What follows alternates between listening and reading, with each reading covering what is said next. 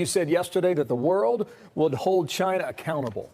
How? So I can see it happening already. For 40 years, we've had administrations that have just looked the other way and allowed China to trample on us. And President Trump said no more. We're going to have fair, reciprocal trade relationships. We're going to demand that the Chinese Communist Party treat Americans the same way that we treat people who go there. This is a simple understanding, and President Trump is going to demand that it happens. And of course, now too, we've seen a virus that started in Wuhan, China, cost the globe hundreds of thousands of people and trillions of dollars. And I believe the world is going to unite to hold the Chinese Communist Party accountable for having covered this up when they could have prevented so much of this tragedy. Name a few countries who have already lined up. So the Europeans are getting in a better place today. You saw the United Kingdom announce yesterday they're not going to allow Chinese technology in their system. The Australians, the Japanese applauded the decision that we made about the South China Sea. Countries not only in Southeast Asia, but in Asia more broadly, and Europe have come to understand the threat that the Chinese Communist Party presents.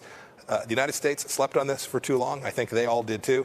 And I think they're coming to a joint conclusion that it's time for the world to make sure that we get this right. For democracies and freedom-loving people around the world, it is an imperative that we push back against the challenge that the Chinese Communist Party presents to us all. There is a report out that there could be a ban U.S. travel for Chinese Party members and their family. Bill, we're working our way through under the president's guidance about how to think about pushing back against the Chinese Communist Party. You see it in trade, you see it in other economic activities. So is a travel ban possible then? We're looking at the right way to think about this. We want to make sure we do it in a way that reflects America's tradition. And there are lots of ideas that are under review by the president and by our team. And this is one of them.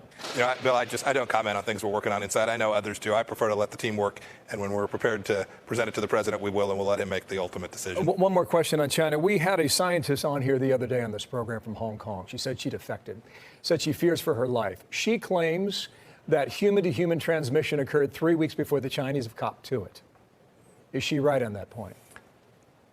I didn't see her remarks, but it is the case that the Chinese Communist Party was aware of human-human transmission before they shared this with the world, and that the World Health Organization itself was co-opted into the same effort to deny the world the knowledge it needed to respond to this threat from the virus that emanated from Wuhan, China.